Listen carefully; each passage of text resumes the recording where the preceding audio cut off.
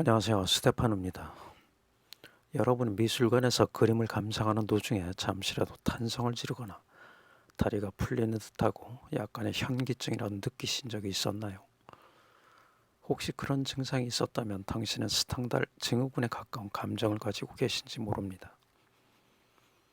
이번 시간에는 그런 감정에서 더 나아가 기절하기까지 할 정도로 극심한 감정을 불러일으키는 스탕달 신드롬에 관한 이야기를 해볼까 합니다.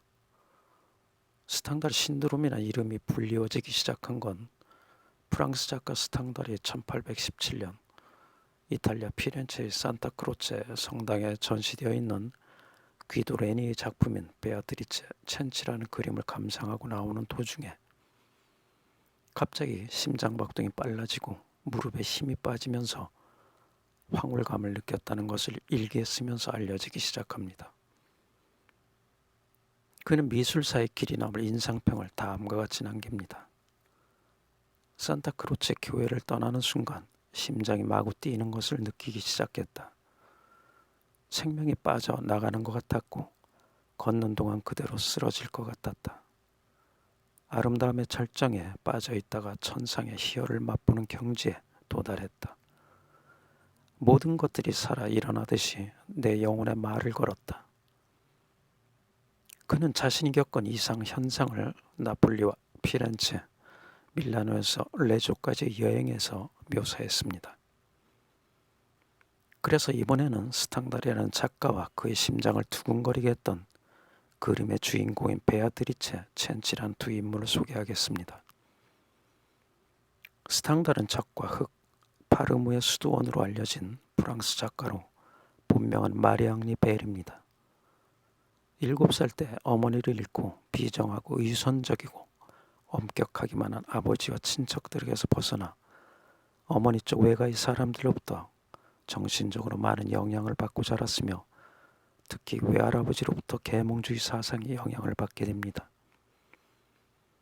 후에 나폴레옹 군대에서 중사로 복무 중 이탈리아 원정에 합류하기도 했으며 나폴레옹이 추방되면서 군대를 그만두게 되는데 그 당시 이탈리아라는 나라의 매력을 느끼기 시작하고 특히 미술을 좋아했는데 각 지역을 여행하면서 소설을 쓰고 평론과 여행기 등을 쓰게 되며 이탈리아 풍물과 정열적인 그들의 모습을 사랑하고 구속받지 않은 생활을 합니다.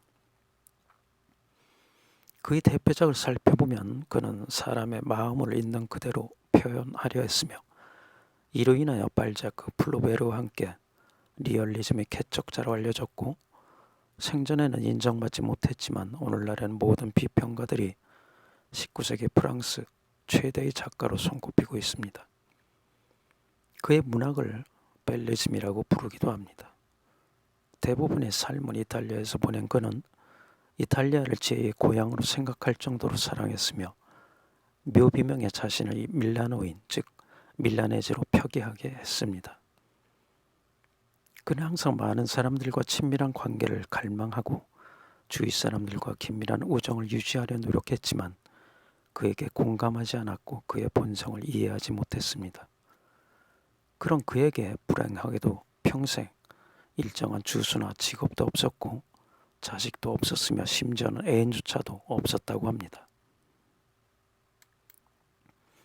어쩌면 그의 작품들은 자신의 욕망과 감성 그리고 자신의 감정을 달래는 일종의 자서전일 수도 있겠다는 생각을 해봅니다.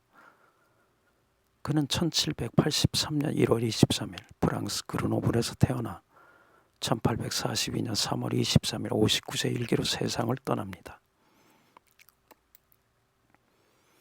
스탕달 신드롬을 만들어낸 작품 속의 주인공 베아트리체 첸치는 1577년 2월 6일에 태어나 1599년 9월 11일 22세의 젊은 나이에 사망합니다. 베아트리체는 귀족 여성으로 뛰어나게 아름다운 미모를 가지고 태어났으며 로마에서 일어난 살인사건의 주인공으로 유명합니다.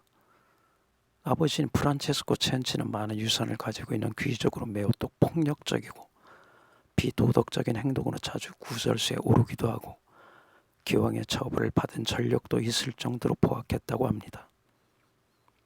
중세풍의 화려한 첸치 궁전에는 베아트리체의 오빠 자코모와 아버지의 두 번째 아내 루크레치아 페트로니, 그리고 그녀가 낳은 아들 베르나르도가 살았는데, 아버지 프란체스코는 습관적으로 아내와 아들을 학대하고 베아트리체를 성폭행하는 등 반인륜적 행동을 서슴지 않았고, 이를 견디지 못한 가족들은 고소를 하였지만 귀족이란 이유로 정상 참작되어 얼마인가 풀려나게 됩니다.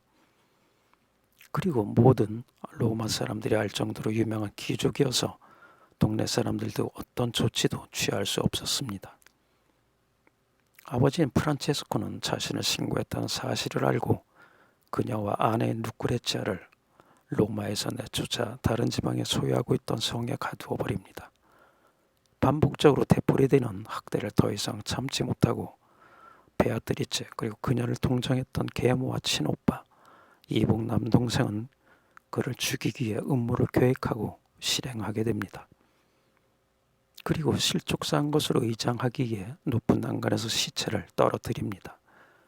그러나 결국 나중에 모든 음모가 밝혀지고 전원 사형 판결을 받습니다. 로마 시민의 일부는 정당 방위를 주장하고 선처를 호소했지만 당시 교황 클레멘스 8세는 처형을 선고하고 베아트리체는 참수되고 맙니다. 이 일로 로마 사람들은 베아트리체를 오만한 귀족 계급에 대한 저항의 상징으로 삼았고, 해마다 그녀가 죽기 전날과 같은 날이 돌아오면 베아트리체의 유령이 산탄젤로 성 다리 위에 나타난다는 괴담이 생겼다고 합니다.